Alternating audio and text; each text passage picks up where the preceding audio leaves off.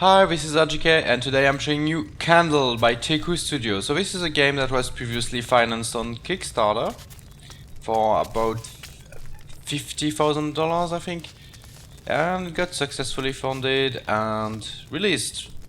So let's see how it is. So let's begin by lighting up this torch. So as the name suggests, the main character has a candle.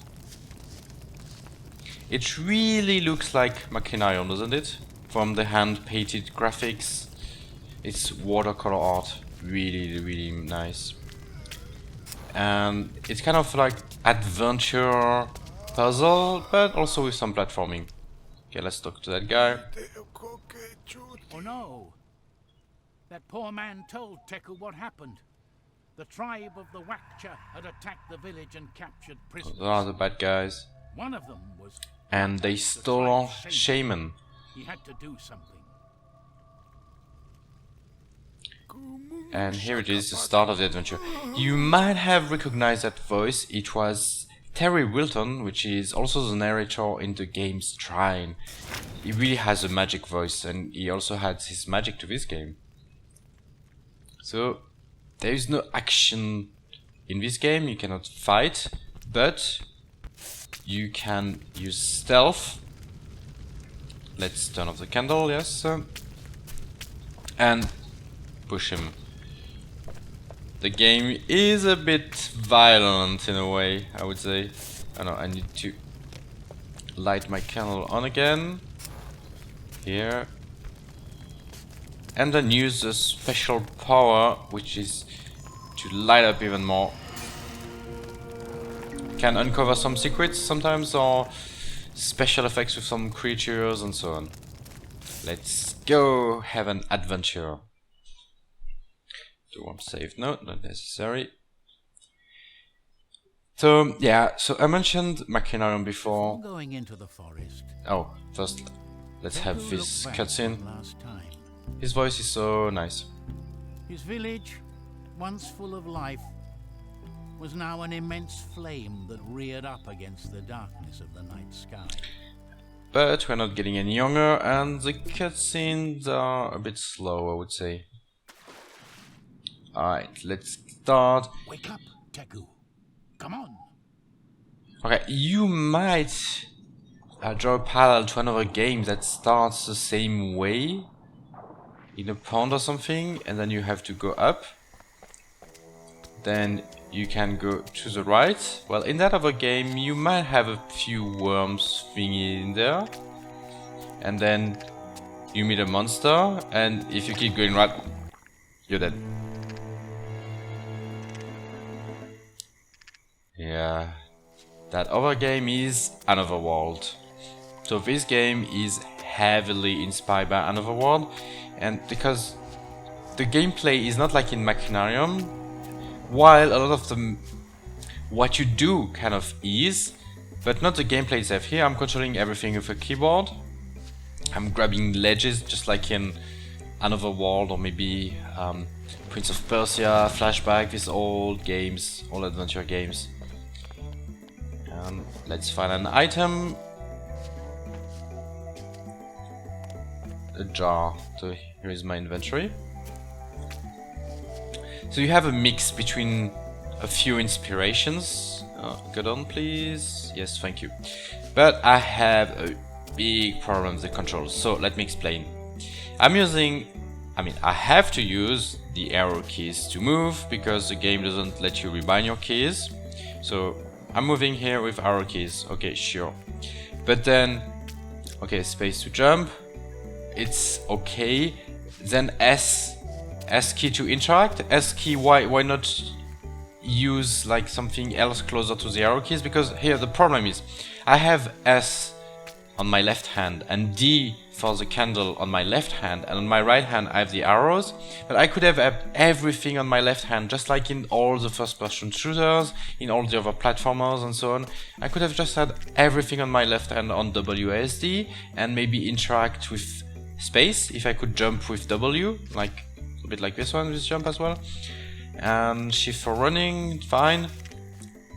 And also like the candle on our interactions, like on F and G and C, whatever. I mean, I could have had everything on my left hand, and most games are already doing it on the left hand. So here it's very weird to have to play it with the right hand for the movements, and on top of that to have a few other keys where I normally would have my movement in other games. It's very awkward. I really dislike this. And usually when I have a problem with controls, I just cannot play the game much, but for this one I still managed to, because the game is so good otherwise. So here, let's grab this. You can see a hidden item here. Alright, let's see what's to the next screen. And here we have a guy that is stuck, and I would need to find a few things to unstuck him. There is something weird moving up there. We are not gonna check it out yet. Still too early. Oh yeah, something that else I wanted to mention about this game. So the watercolor has been scanned. So first painted, then scanned. I mean, every animation, everything has been painted before by hand. It's not made by computer, and then by computer they added a few things, like you see the light, the sun, everything is moving. Look, on the ground you can see little insects or some things, you can see the leaves falling, you can see some waterfalls, you can see the I mean some creatures or whatever. There is so much life in this game, it's amazing. You really feel in another world. I really like this until the very end, because I thought that when I get closer to the ending they would kind of run out of time and it would be more and more empty, less stuff to do and so on. But no, actually there is so much to do even in the latest levels. And so the story I mean is a bit simple at the beginning, but towards the end it's actually very, very interesting and quite good. I mean, I wouldn't say it's like one of the most amazing stories ever, but it's quite nice and a bit dark also. Okay, here I made this thing fall, and oh no, the ladder under me disappeared. I die. There you can see that there can be a lot of trial error when you die over and over, which is more towards Another World and Flashback than towards Machinarium. So let's try something else. And I don't really see the reason why the ladder down there disappeared. Like here, it's not here anymore. Okay, let's hide here. Bam! No, brutal. Yeah, thankfully checkpoints everywhere, so even if there is lots of trial and error, you never set back too much. But then, oh, what was this moving here? Could do that. And I make this one fall. So you have lots of these things where you have to try to interact with the environment, to try to solve the puzzle, find the right sequence to do things. You have typical Machinarium puzzles where like you have to find the right item to do the right thing, and you also have these puzzles that pop up on your screen, like, you know, the pipe things that you have to connect. But they have lots of different puzzles. You never have one that is used several times. Look, the ladder reappeared. A bit clumsy. Okay, now let's go forward. Can go here. No. Grab the ledge here. Then go up. And oh, that was brutal. Trial and error. Okay, maybe if I go fast enough. Run, jump. No, not gonna go fast enough. So actually, I mean, it's gonna be a small spoiler, but you have to do this. And it's really hard to notice what you can interact with or not, because everything is so gorgeous. But there is a little hint on that rock here, you can see the hint. So yeah, I mean, for this one, okay, I'll give it to them, even though you cannot really understand what it is when you just look at it the first time. But there are some moments in the game where I was just stuck, just because I didn't know I could fall on some ledge somewhere or something, because you don't really see what's environmental, which is part of the appeal once again, because you're really in a very cohesive world. but you can get stuck and there is no hint system or anything. So here is another type of puzzle, but I'm not gonna solve it. Like, this is the kind of thing where you need to find a pattern somewhere and so on. So let's just move to another area. Yeah, but there are also some other puzzles that are really good. Yeah, no, that's not what I want to do. Okay, this is for saving. Like, there's a puzzle in this level here that is just amazing, but I'm not gonna spoil it. Instead, I'm gonna show a little bit of the stealth system. So here I'm putting this on the pot, walking slowly. Most enemies can be killed, but you have to find a way to do it. You can just go straight up punch them. So here I'm hiding, and you have lots of these little sequences with these enemies. So what you have that can be a problem, except for the moment you're stuck, is some platforming can require like some timing, which can be tough sometimes. And if you're not very skilled with platforming, you can get stuck, especially since, you know, the arrow key is not very practical. So here I'm gonna try to do something. No, it didn't work. So I needed to find the right thing to do with this. Maybe just wait.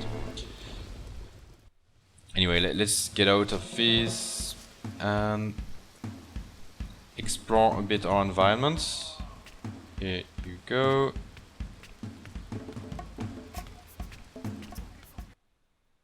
So this is kind of more advanced in the game, so there might be some slight spoilers, so I'm just gonna not care about the puzzles or anything. Yeah, so the game is really gorgeous, really stunning all the time, so beautiful. And let's go here, and here we have a sequence underwater. Yeah, so I think I'll wrap up soon because I don't want to spoil too much, but it's an amazing adventure because you have to figure out what to do in this unknown world. So it's really like another world out of this world in a sense, except that the action has been replaced by the puzzles of Machinarium. Really loved it. It's really a gem. So yeah, there are some things that are not as good as already mentioned, and you might be put off by the trial error, but despite these flaws, sometimes it requires a guide. I mean, just a walkthrough on the internet or something if you get stuck.